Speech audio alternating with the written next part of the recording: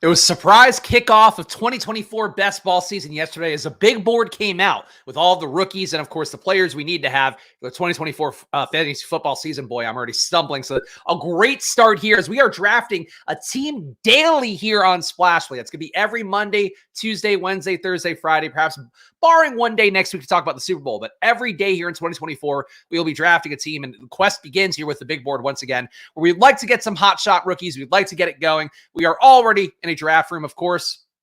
And this is going to be a lot of badges in this room. This is literally all badges, it looks like. Yep, every badge. And I guess that's the case for Underdog in general right now, where definitely a lot of players have put in a lot of money over the last year and plus. And I guess we're just going to see more badges in every room. But in general, this is a lot of badges. But I guess it's not really a thing where like casual players are coming in and going, man, I really got to draft a team on January 30th. So it is what it is. But this is my second draft of the, I guess my second stream draft rather, because I couldn't help myself. Did 2 drafts overnight last night because I really want to familiarize myself with the ADPs, because like that's the hardest part, I think, right now of trying to build a team and build a logical team, especially one where you are stacking up a little bit, doing the things that we like to do, correlating, even though we can't correlate for week 17, obviously. We are still trying to stack our guys up, at least, QB +1, QB +2, ideally. And not knowing where the ADPs are definitely makes it a little bit tough. All right, so got Tyreek here, who I think is good for another year. We got Justin Jefferson, Jamar Chase.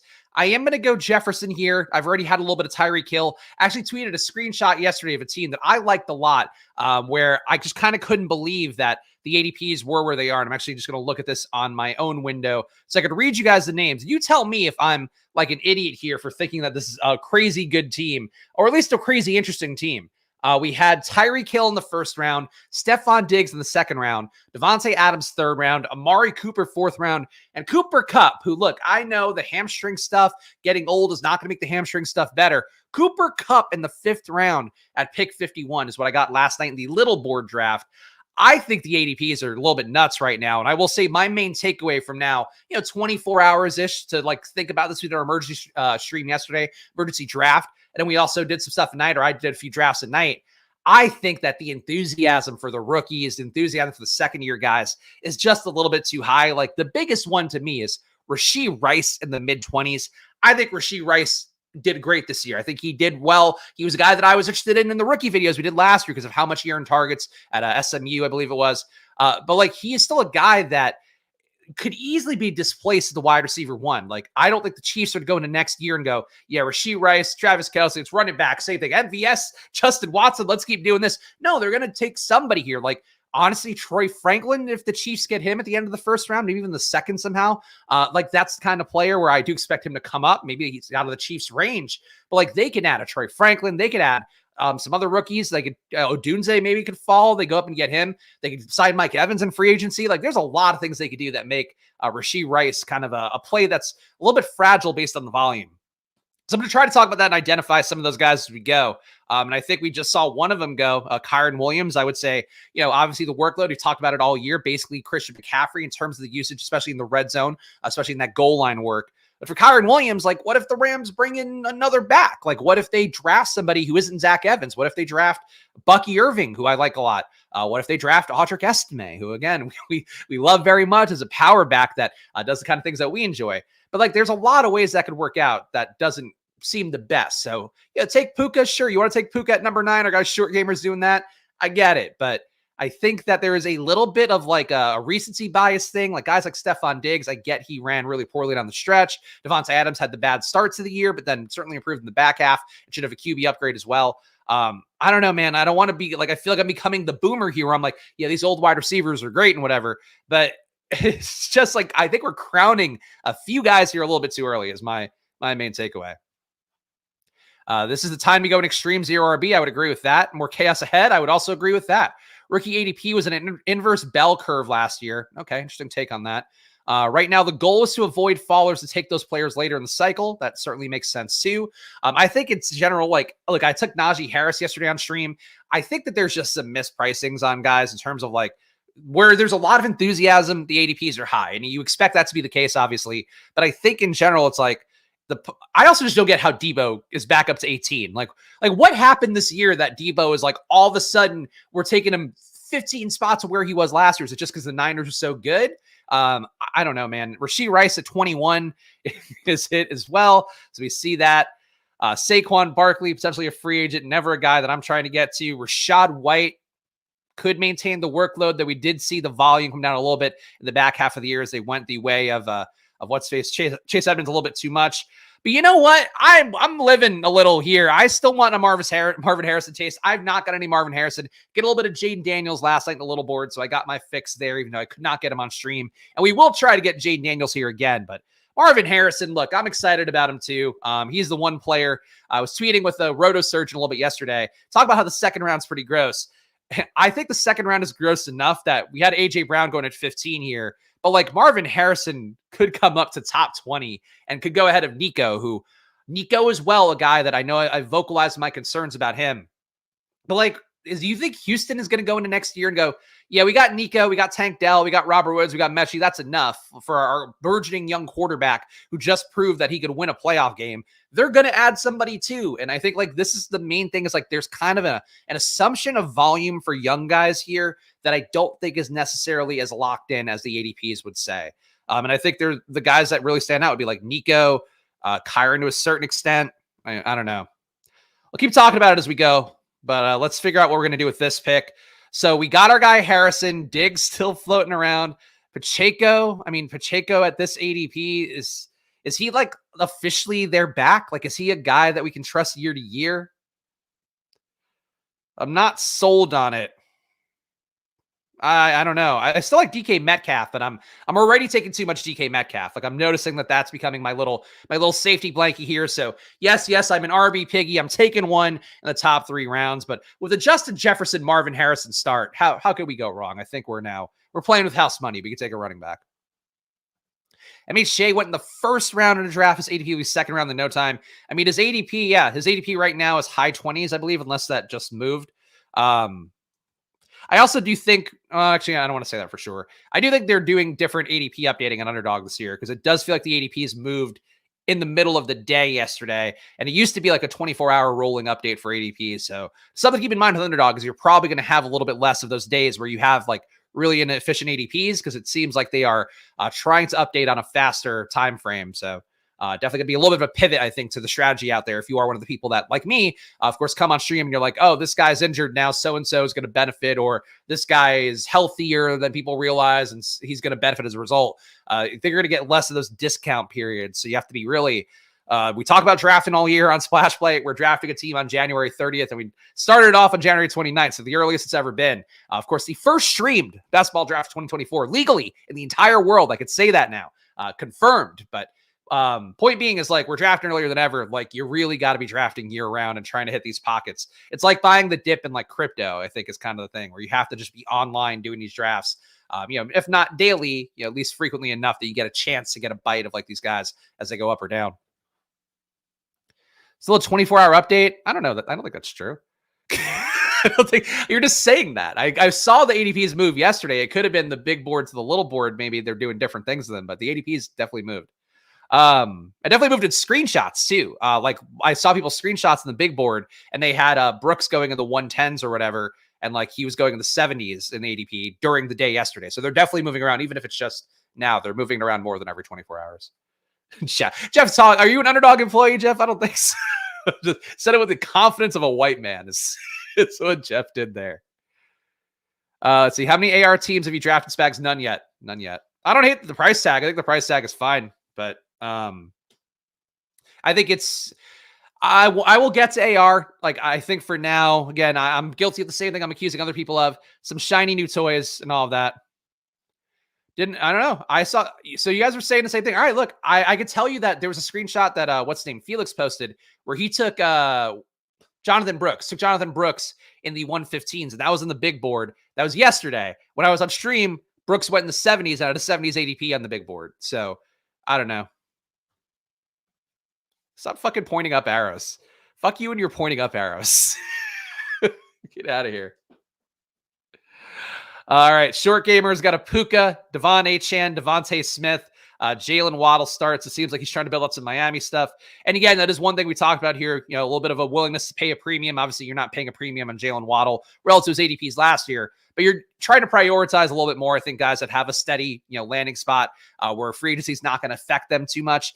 I think that if short gamer grabs Tua, I think there is a non-zero chance that the Dolphins try to move on from Tua, just because I was tweeting about this with somebody, Best Ball Junkie, I think is the one on Twitter. I forget his handle. But like was talking about, like, I think that the Dolphins may have realized this season that their ceiling might not be a Super Bowl contender with Tua. And with how many years they have of Tyreek, with how many years they have just in general of a window being open in the NFL, I worry a little bit about Tua being their quarterback, at least at this point of the year, at this point of the season. I would say that that's where I'm at with that. Mari Cooper, I think, would be an okay pick.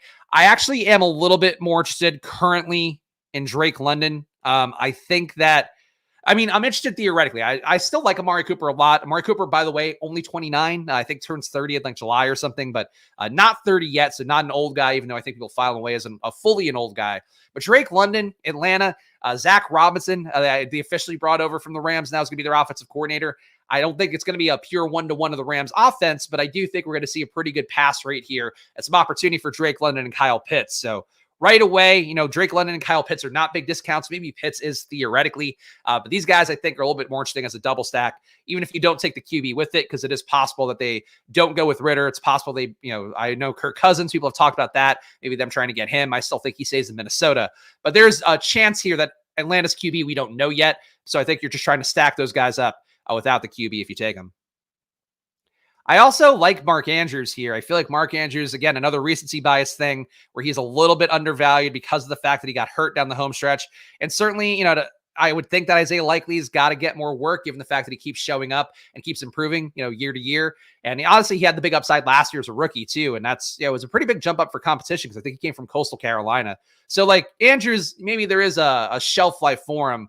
But at 51, I still think he's got elite tight end upside. And if anything, I would guess that we see a little more 2 tight end sets from Baltimore next year. That's one thing they could do to get 2 pass catchers on the field.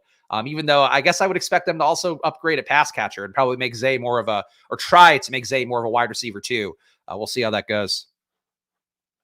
Drake London, much like DJ Moore, most of his career is an elite wide receiver with a QB problem. Yeah, and then, DJ Moore got there a lot earlier in his career too. But I think it's really more, for me, and this is the thing that I do think a lot of people in the industry miss. The coaching changes, especially, offensive coordinator in particular, though, the coach can matter a lot. The head coach can matter, even if it's not a head coach that is offensively minded.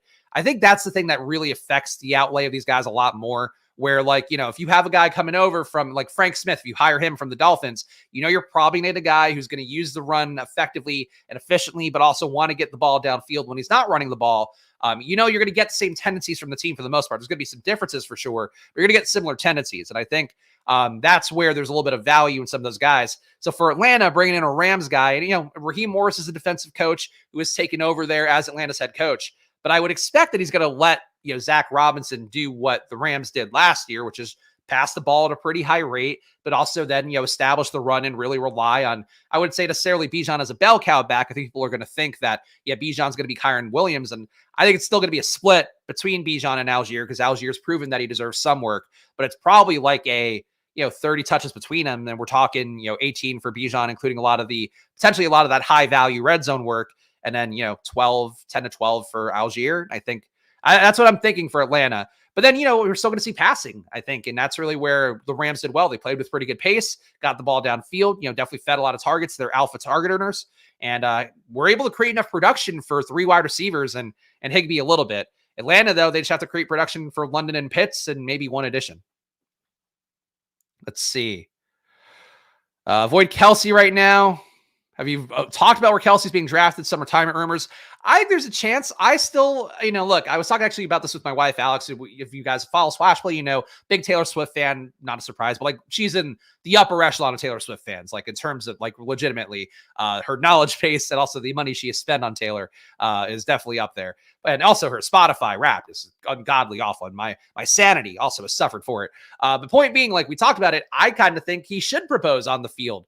Anthony Richardson, 64 to short gamer, so his ADP is coming up. That's not fun. But I think like he should propose in the field. Like I think that'd be fucking sick. If you win the Super Bowl and you propose to the most famous woman in the world, that's like an iconic moment and iconic moments where you don't even have to you don't have to come back to football after that. So I think there's a chance that he could walk away. He's obviously got more juice left than his brother, but I think that he, like, what does he have to do really? And if you are going to be in this relationship and do it, I think that that's something where he can just make money off his podcast. His podcast is crushing.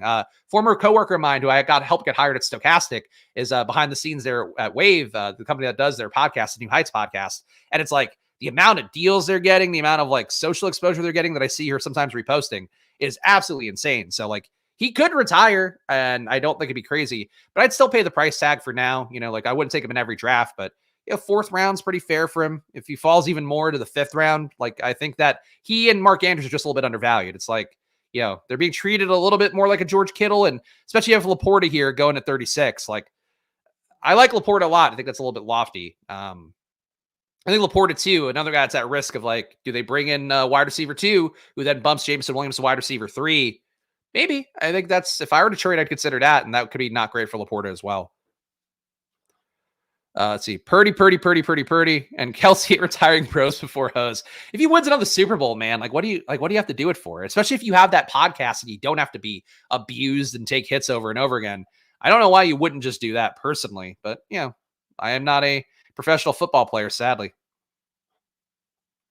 All right, so we got Fields here. Obviously, if we took Fields, a lot of question marks about where he could go. Do we stack him? Does it make sense to even attempt that one?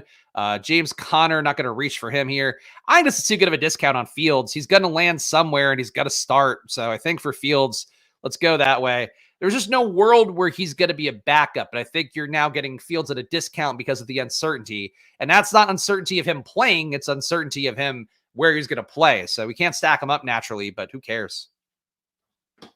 Trey McBride, ADP, people complain about that a lot, going to the 110s and whatever. He goes at 73 here, so that ADP is on the upswing very quickly. We got Hopkins, who would be okay. Brian Thomas, the lesser of the LSU receivers, in my heart and mind, but still a guy that did pretty well. Don't think he's a great target earner. Do think he benefited a lot from Malik Neighbors being a beast in college. But Brian Thomas is a guy that I do like conceptually, if nothing else. And some quick numbers here, because I feel like I should talk more about the numbers. I know a lot of you guys are stepping into the world of rookies for the first time. And of course, check the playlist on the Splash Play YouTube channel if you do want to see all the prep work that we did in terms of the wide receiver stuff. So where were we? Brian Thomas, 31 routes per game, 23% targets per route run, which is very low. The 0.63 EPA per target, really good downfield, a 1.7 EPA per target downfield.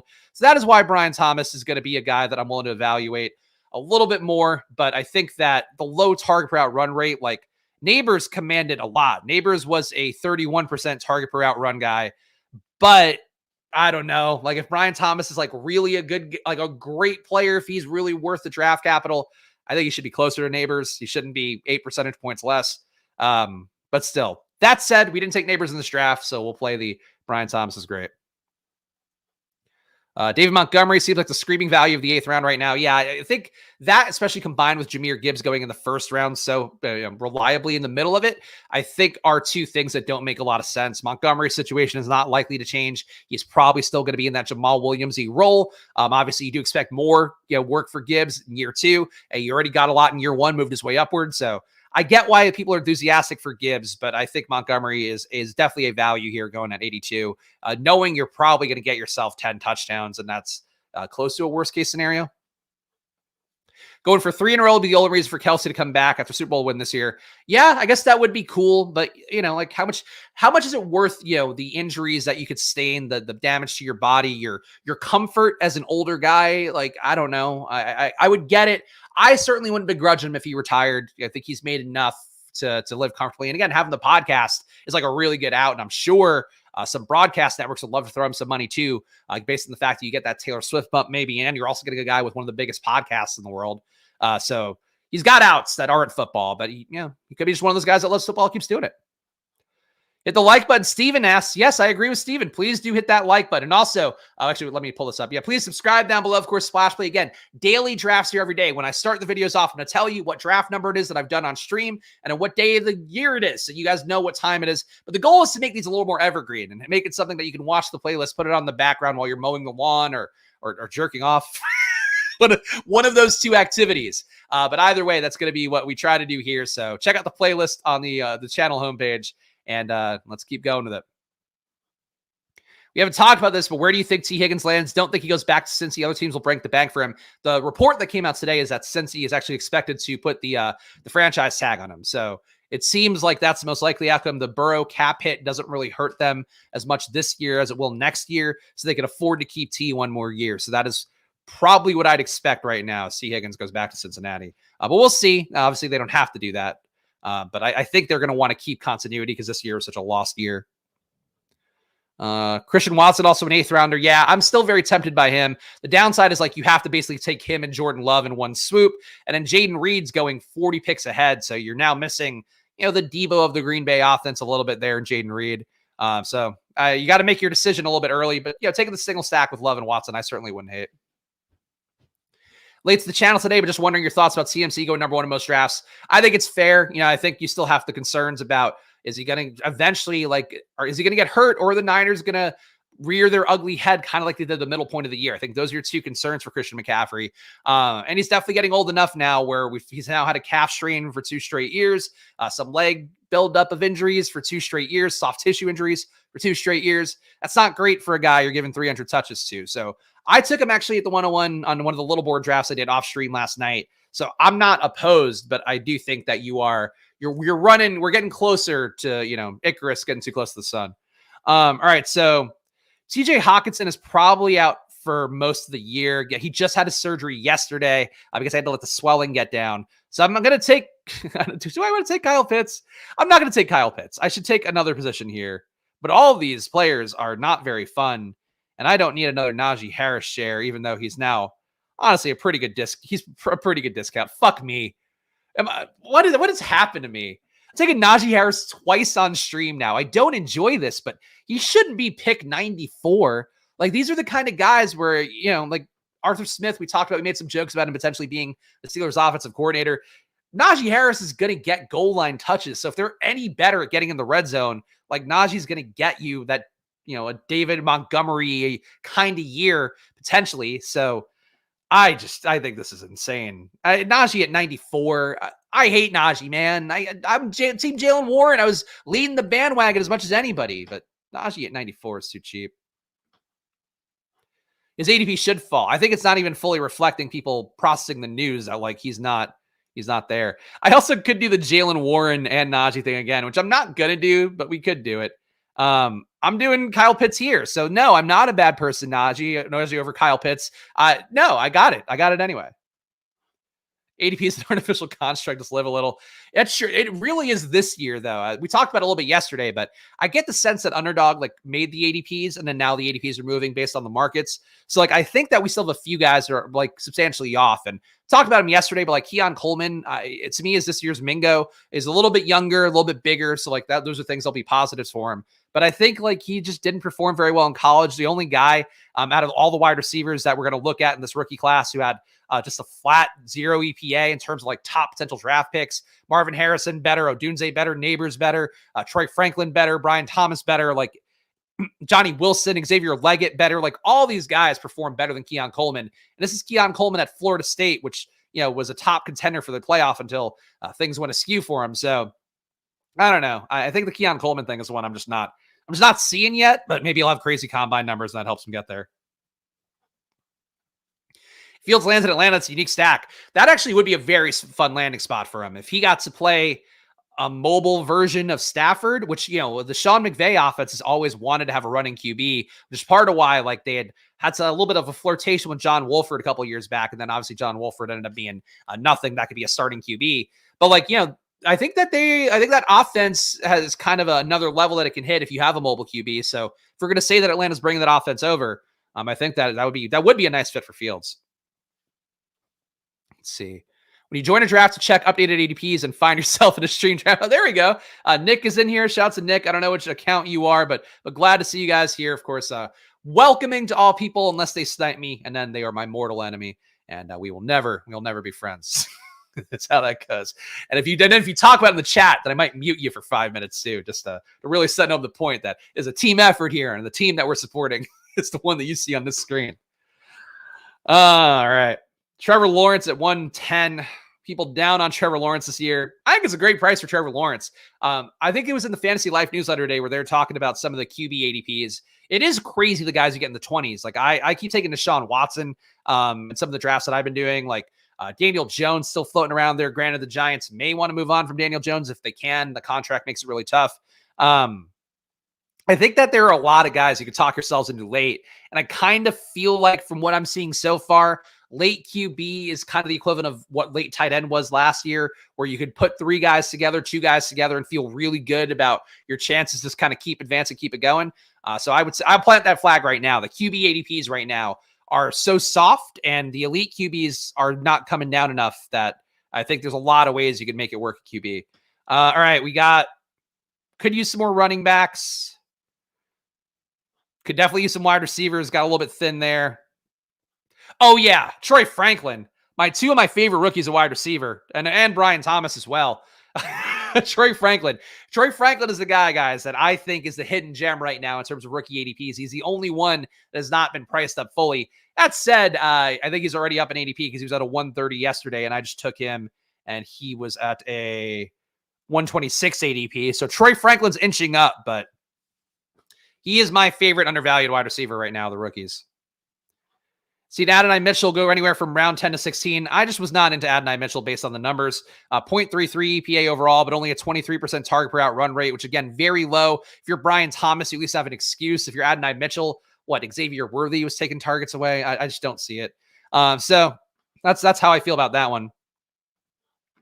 Roshan Johnson, again, a guy I am in the bag for here. Would definitely not be opposed to.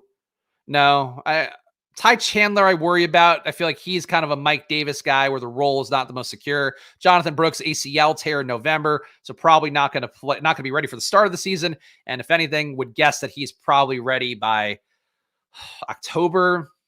I don't know, at the best case scenario. I guess because Chris Godwin came back pretty fast, so maybe Jonathan Brooks can get back for the start of the season. But I think you're digging out hill for Jonathan Brooks. I want to see Jonathan Brooks be cheaper, even though he is a very good running back in terms of the college numbers. Where's Dobbins this morning? Dobbins yesterday I saw go in the 20th round. Yeah, he's barely getting drafted. Dobbins, so this didn't work out last year. It worked out in terms of ADP value. It didn't work out in terms of the plays. But like last year, if you drafted Miles Sanders, if you drafted Rashad Penny. Again, 2 really bad ones. But you drafted the free agent running backs. I guess, any of them really. But those 2 in particular, you were getting them for free. And then at a certain point, it was like they went up to like 100 ADP. Like they really soared up. So I do think there is a trend of people, running back in free agency. The uncertainty scares people off. But then Dobbins is also coming off an injury. So I think that's a double thing that people are docking for. So I think to me, like Dobbins in the 20th round, like I'm happy to do that today. And I'd be happy to do that in general. Like any of my flag plants. I mean, is Harrison a flag plant? He's so expensive that I don't know that he is. But if we're counting that, my first share of Marvin Harrison, yes. And my first share of Troy Franklin, too. So those are 2 of my flag plants. And Roshan, I think, is an ongoing flag plant from last year that I would say continues to be the play. Even though Herbert is under contract next year, they could cut him, though I don't know what that does for Chicago. In terms of the cap savings, it's like $1 million they would save. So I think that it's likely you get Herbert and Roshan back. And my hope will be that Roshan wins the job fully and Herbert becomes the number 2 back. But, Herbert's now cheaper, so I get it.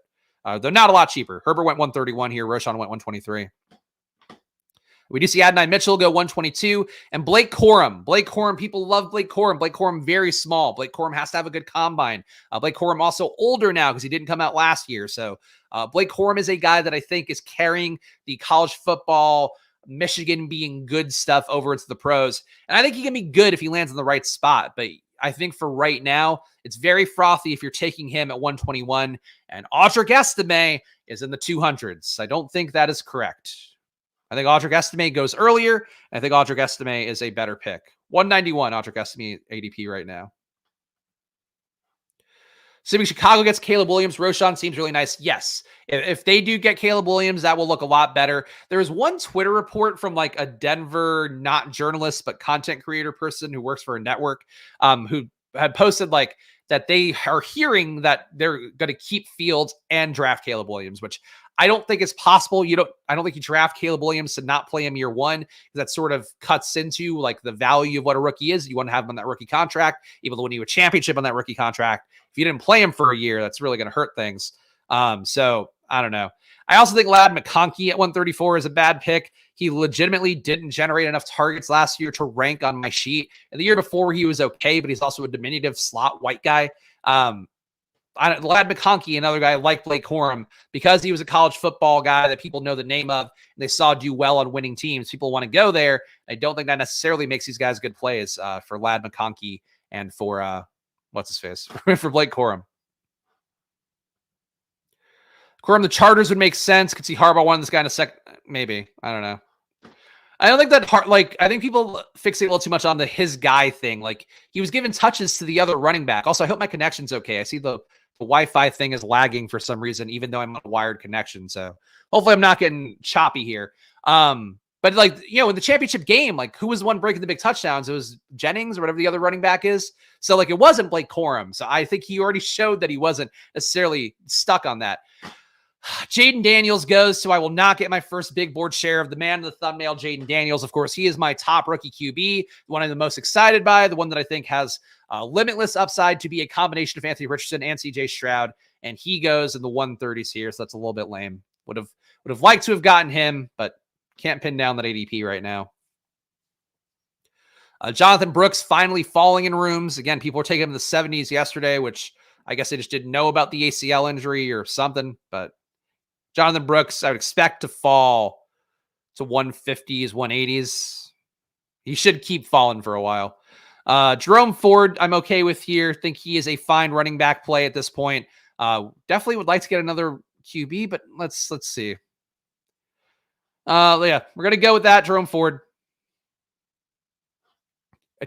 Dude, this could not be further from the truth. This is, even if you're saying this is a joke, Charles, and you're a regular here, I want to mute you for even putting this into the universe. It's not even close.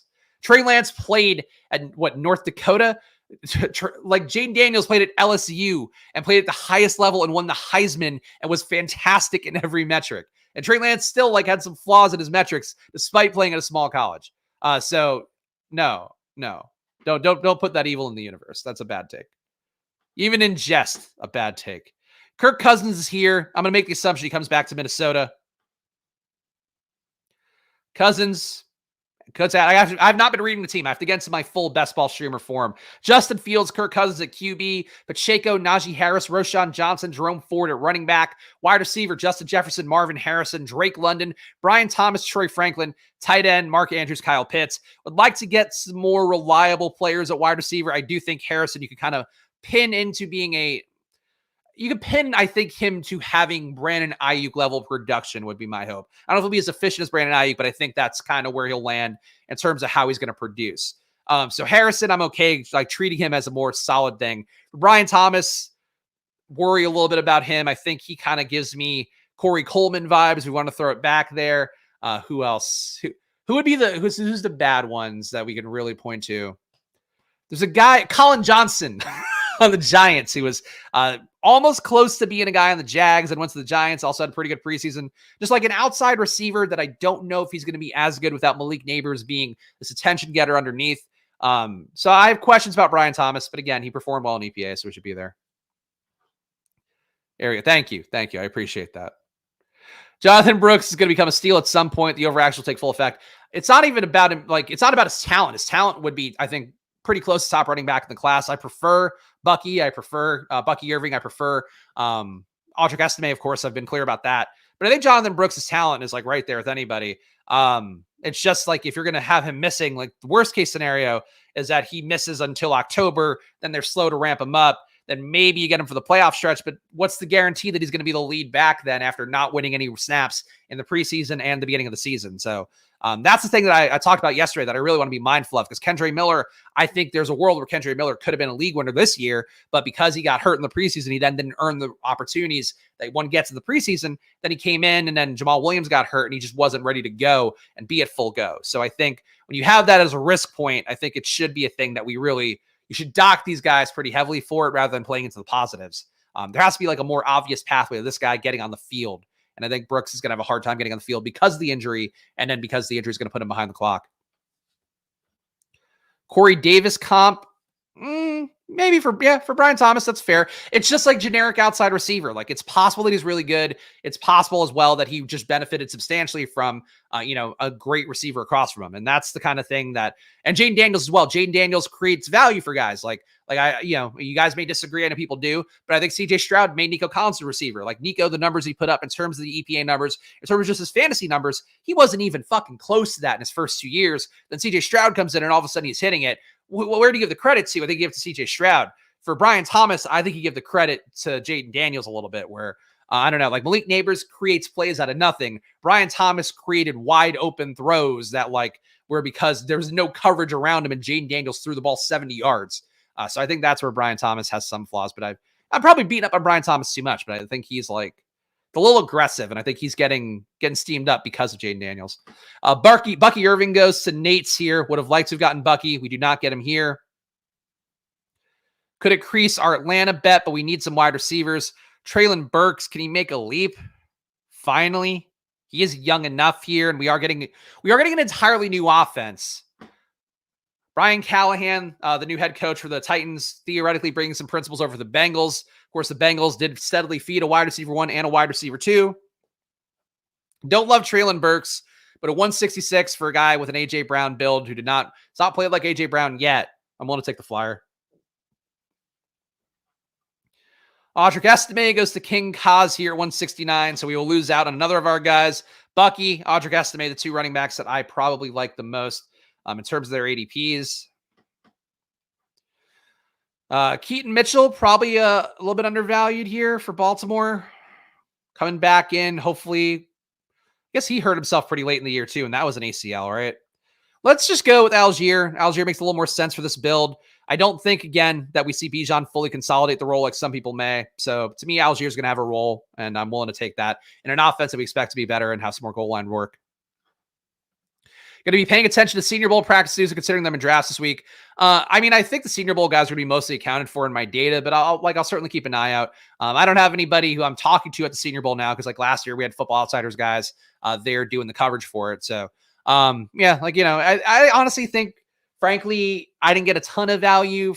I don't want to shit on anybody from Football Outsiders. I feel like it would be very easy to do that, and I've tried to take the high road for the most part, besides people that didn't pay me all the money they owe me.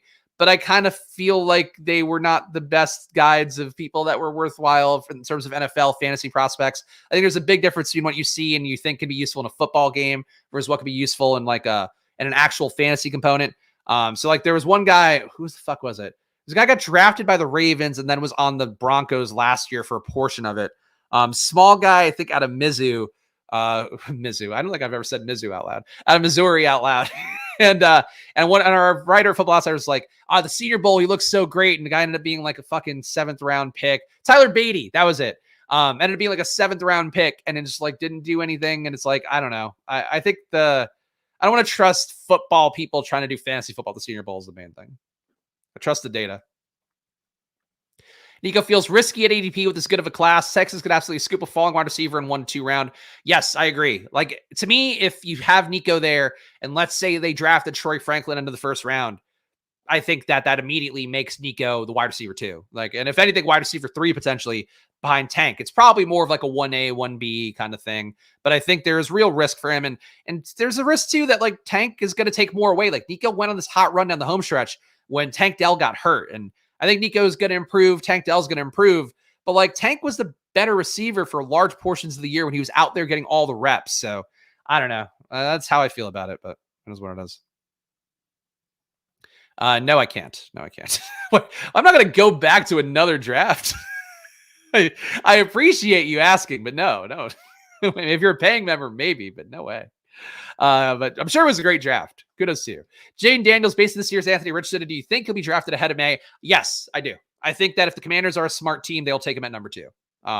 There's an age thing. Daniel's a little bit older, but I think that in general, I would say that if they're a smart team, they should draft Jaden Daniels, especially if they're going to keep the enemy and have him do offensive things, or if they hire Ben Johnson and want to get the ball downfield and have Like, can you imagine this Lions offense, the QB that could run? Like, yeah, that'd be amazing. So, yeah, they should take Jaden Daniels. But if they take May, I don't think it's a death knell. Like, I think they can survive. I personally would prefer to see Daniels to Washington, Drake, May to New England would be it. But that's all I would hope for. The UNH running back who had 70 catches for 700 yards. Yeah, I don't know what the fuck was up with that. So I did look it up. The reason that SIS had his numbers crazy when I looked at the rookie running backs was because they only tracked one of his games, because I guess they don't track every University of New Hampshire game because they're not of the correct tier. So basically he didn't qualify. The rest of his numbers were pretty crazy. What was the guy's name again? Hold on. I'm going to look up. It wasn't Scatabo. Oh, Dylan Labe. Yeah, Dylan Labe. Look, he's got to test well at the combine because he's coming from a small school. But Dylan Labe, I probably wouldn't draft him. Like, I think right now we need to see some more about him. If you wanted to take him, you could take him in the 20th round. But honestly, we got to make sure he's actually in the player pool. There's one tight end that Underdog did not have in the player pool. Okay, yeah, Labe's in here. You draft Labe if you wanted. Honestly, would be more of a DraftKings play because the PPR stuff. But it's probably a narrow pathway for him to get there unless he crushes at the combine and becomes Danny Woodhead. I wish I knew what wide receiver Arizona drafts. I'd love to stack that one. You should take Marvin Harrison would be the one. Very likely that's the case. Every mock draft has Marvin Harrison 4 to them. I suppose there's a possibility somebody could trade up ahead of them with the Patriots if they're not going to draft a QB, which is possible. I wouldn't rule that out given that it's the Patriots. We got a 2-5-6-2 going. Could definitely use some more wide receivers. Would love to get some undervalued guys if we could, but yeah, whatever. Nothing that's a dangerous priority there. Could also use some more running backs. I still think Gainwell is a pretty solid play at this point. I don't think Madison is a guy that should even be on the Minnesota roster at this point. So I'm going to skip over Madison and go to Kenneth Gainwell. And hope that, again, fragile backfields, we talk about it a lot. When you have a new coach coming in, whether it be a new offensive coordinator or a new head coach, take those running backs equally whenever you can. So for like Philadelphia, we have Kellen Moore coming in. I think it's very possible that we see Kenneth Gainwell win over Kellen Moore in some way, and DeAndre Swift takes a downturn. Or I don't know, Swift could leave too as a possibility. Could use more wide receivers here. Is there even anything good? I feel like Zay is too cheap at this point, right? That's not the most fun pick. And it kind of feels like they could upgrade Zay's spot in Jacksonville. But we'll take Zay. We'll take Zay anyway. Just too cheap with an ADP or 30 picks after ADP. Oh, shit. Call that I will have to call back when we are done here. Yeah, Madison is literally a candidate to be the third stringer out of the league. That is true. Hopefully DK can take another step forward this year. Look, I hope they do for the sake of just competition and whatever. Obviously, we all love Underdog, but as we talk about, like I do stuff for drafters. I do DraftKings teams here on stream. I know DraftKings sent a bunch of surveys asking about why I would speculate that people think that Underdog is a better product for best ball. I think if they do build anything for best ball, it is going to be entirely out of spite to try to cut into Underdog's market share, which is kind of ironic given that like they really should be worried more about like Prize Picks at this point, because Prize Picks sees like so much of the terrain around the country based on like the data that I now have to look at more closely because of probably stuff.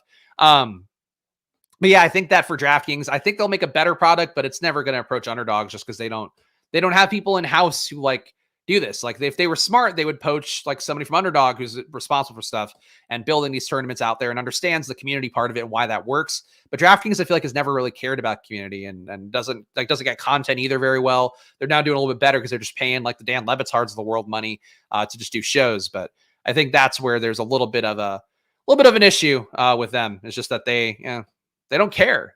I guess is the main thing. Enough of a market leader, they don't care. You think the Eagles are likely to draft a running back, but Gainwell will probably have a small role. Okay, maybe. I personally don't think so.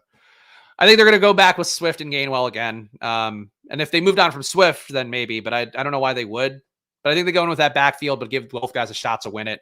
And, Gainwell's getting, is still on the younger side of, I think, younger than Swift by at least a year or two. So would hope that he improves at a slightly higher rate. And again, the hope is just that he could win over Kellen Moore. We are live indeed. Shouts our guy Mathology, the horniest man on the internet. This is the title we're going to give him. Greg Dulcich going to 205, kind of interesting as well. There goes Dobbins. Would have loved to have taken Dobbins late. DK invests a casino over sportsbook over DFS. Anything else over best ball over snake drafts? That sounds about right. Casinos make the most money. iCasinos, which is crazy. I don't know if any of you guys play iCasinos. Let me know in chat because like I find it surprising that like that's that that profitable for all of them. But iCasino is the most profitable thing for every sportsbook out there. Short Gamer takes Johnny Wilson, the 6'7" receiver out of FSU that I do think is kind of interesting. I do wonder if he's a little bit too tall to be like an every down football player, but does feel like a nice pickup there for Short Gamer. A guy that's certainly not getting drafted in every single one. Man, I can't believe all my guys are gone. Estime's gone. Can't fall back on him now. Have to draft Zeke. Did see that our guy Hayden Winks, of course, former splash play guest as well. Marshawn Lloyd on his big board or his big board teams. He's building an employee draft. So I am not alone on Marshawn Lloyd Island with his 38% avoided tackle rate and 80% avoided tackle rate on catches. So a little bit small, Marshawn Lloyd, but he might be a guy we get one more crack at here in this 2-6-7-2 build currently. Yeah, Tyler Beatty was what I was talking about before. That people love him at the Senior Bowl, and then he doesn't see the field because he's not big enough and didn't fit the things that we know as fantasy football players. So I think that's where, again, real football analysis has value, but you do need the best people are the ones that can combine both, I think, in general. That's why I've always loved Evan Silva for whatever flaws he may have in prognostication. It's hard to combine both and have it make sense. Is a DK iGaming available for only like 10% of the population? I don't know. I think it's actually available in Pennsylvania. I just don't play it. I'm not one of the people that's a conspiracy theorist about people fucking you out of your money or whatever. But if you're not going to trust anything, like not trusting a sports book to give you fair payouts at an iGaming kind of thing, I think is one of those. I don't hate another flyer on Marshawn Lloyd here. I feel like we could use one more back. We could also use another receiver, but we're going to have to dig deep at receiver because there's really nothing here that's that fun. And we're stacked out on Minnesota. I can't imagine there's anybody Minnesota-wise. Maybe KJ Osborne. But would he even be worth running back? And actually, he's not even available, so never mind. I got two more picks here. 2-7-7-2 build. Really don't need another tight end, I would think, with Mark Andrews and Kyle Pitts. So you really should focus on wide receiver. Noah Brown is pretty good this year, but he's probably getting upgraded too. Oh, this is such an ugly spot. One more year with Alec Pierce. One more shot at Alec Pierce. He's honestly probably they have to upgrade that spot for him, right? Like he was not a helpful part. I guess had a good game down the home stretch. Maybe you want to see what he could do with 1 year of AR, I guess. 219, we'll take it. He's a starter. Like he's a starter right now, but that's not great. Yeah, Johnny Wilson, I believe, is a foot bigger than Tank Dell, roughly. Already addicted to best ball. Don't need to go add another with casino. Yeah, I guess that's also fair. Brendan Rice going. Not a guy that I think was on the mock draft boards. Let's see if I can pull up his numbers real fast. Because he had a couple good games at SC, right? I think. Is that the Jerry Rice's kid, right? Brendan Rice. I don't know. Brendan Rice is pretty good. Only 20 routes per game, but a 0.75 EPA per target. Caught a lot of touchdowns, though, so that's going to prop that up. He really didn't run a full route tree. It was good downfield. 1.8 deep targets per game, 1.1 EPA on those targets, 1.3 red zone targets per game. Yeah, Brendan Rice, honestly, a little sneaky. I don't think he's got the size, and I feel like he's old, right? Is that the thing with Brendan Rice? Now, Brendan Rice is 21. Huh. Yeah, I don't think that was a bad pick. I didn't have him on the CBS mock draft, so he wasn't on my initial sheet. But Brendan Rice, somebody I would highlight as being a pretty good little 19th round, 20th round guy. Grab some guy with no ADP for the differential. I'm not really worried about being duped. I don't think we're gonna get duped on the big board, but you could. That's probably a little bit more important for like regular season tournaments. But even then, I think you're just taking guys that are off the beaten path in the hopes that you hit on a guy that ends up being a lotto ticket, like a Kyron Williams, though obviously he became more of a known quantity when we got to the preseason. But I don't think you need to do it just to get low owned. Like you don't need to get low owned in best ball. Probably wasn't eligible to him never playing. Perhaps. Next, you'll need to use the NFL draft buzz for the rookie analysis. Okay. I don't know what that is. Tank Bigsby, 2 fumbles on 50 carries, averaged 2.5 yards per carry. He was really bad last year. He was like, there was one point where I think he was like a -1 EPA per target guy because he had 2 passes that were thrown his way and like they both bounced off of him for interceptions. He was just really bad. So yeah, I would still be willing to take Tank Bigsby a little bit because he is a year 2 guy. And that's another thing too, is like, you can't write off these guys in year 1 because Kyron Williams, I wrote off like in part because of the fact that he was so bad in year 1, showed nothing. Then he comes back in and he ends up being a spot where they trusted him and they gave him the full bell cow role. It's like, you shouldn't write off these guys, but like, there definitely are a few like Bigsby in particular that I think there's just not a lot of hope. Whereas Roschon, it's like, I think there's hope. He showed enough that it's like, all right, you could be good if they just give you the ball a lot and keep you on the field a lot.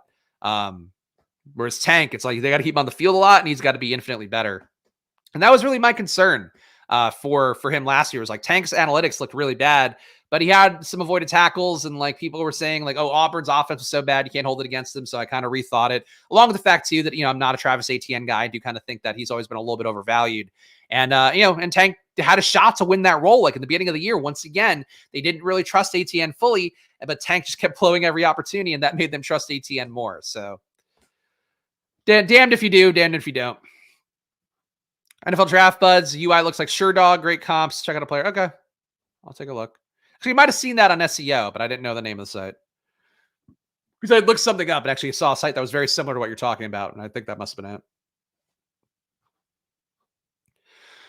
We didn't take T. Higgins here, so we could take a share of Josephus here because he is a player that we expect could take a leap up if T. Higgins were out of the team.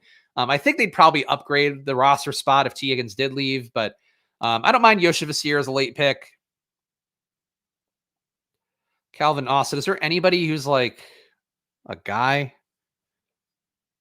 Trey Tucker. Who's he going to take snaps away from in that offense?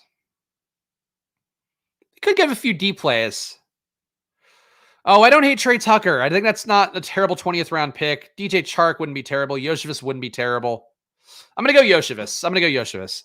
I do think Trey Tucker's kind of interesting, though, because he's the kind of player that if he gave me, in the 20th round, if he gave me 2 18-point games and half-point PPR, probably not a bad play. There we go. I did it for Purple Yoshi here. My final team, of course, is we have to read it over here because Underdog forces me to leave every time. To our friends at Underdog who watch the show, if we could stop forcing you to leave the draft room immediately, that would be a thing that'd be great for me as a streamer. My final team: Justin Fields, Kirk Cousins, Isaiah Pacheco, Najee Harris, Roschon Johnson, Jerome Ford, Tyler Algier, Kenneth Gainwell, and rookie Marshawn Lloyd at running back. Wide receiver: Justin Jefferson, Marvin Harrison, Drake London, Brian Thomas, Troy Franklin, Traylon Burks, Zay Jones, Alec Pierce, and Andre Josephus. Weird team at wide receiver, but like we got a lot of guys in there, and I do think Marvin Harrison, if we're acting like he's going to be, worth a first-round pick next year, which is the hope, if not a first-round pick this year, based on how the best ball drafts are going so far, I think Harrison at 22 is still a really good pick. And honestly, if you're getting him in the 30s somehow, more power to you. And then at tight end, Mark Andrews and Kyle Pitts buying in on this Atlanta resurgence, again, with the Rams offense coming over. My Najee bags are already getting full. Great. We are now 2 drafts in, and I am now 2 for 2 in these these ownerships of Najee. And Dylan Labe signing at practice. Hey, keep your eye for Dylan Labe. One guy to watch the Senior Bowl. If he does test well there, if he does get some positive reports, builds up a little bit of buzz, and then tests well at the combine, he could be the white J.D. McKissick. That's what we're hoping for him. But guys, please, if you can, I actually forgot to mention this to the chat, but check the pinned chat in the chat right now if you can. My app probably now out on the App Store, so check it out for yourself, of course. We track data from the winningest sportsbooks around the world to find you the best bets every day. But I need your support. If you're a fan of Splash Play, you should be supporting Probably, because supporting Probably means, I can do more with Splash Play. It's the money all goes to the same place. So go to Probly and check the pinned comment if you can. 5 stars interview in the App Store would help me out tremendously there, because you need ratings and reviews, and you guys have got a lot of viewers here on Splash Play. So check the pinned comment. I'll also drop it in the pinned comment down below on the video if you're watching after the fact. Follow me at Chris Spags. Follow the show at Splash Play Pod. Shout out to all the fine folks that was put on the show. Gabe Davis adds the sheet after he joined yesterday. Use that Underdog promo code as well. Promo code SPLASH. Double your deposit up to $100. Save some money on Stochastic too. Promo code SPLASH. 15% off of all their packages. That includes their new SIM package with everything in it. Get that for 15% off as well using our promo code SPLASH on there. I'll be back with you guys tomorrow. Again, drafts every day here on Splash Play. So join the fun here. I'll see you guys then. Enjoy your days. Good luck. Bye.